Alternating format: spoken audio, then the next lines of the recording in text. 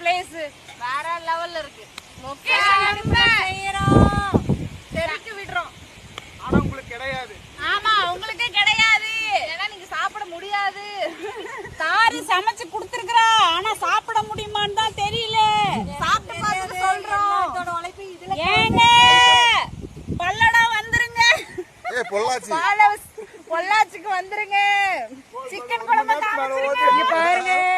Gravy எல்லாத்தோட உழைப்பும் என் உழைப்பு இல்ல. எனக்கு சமைக்க தெரியாது.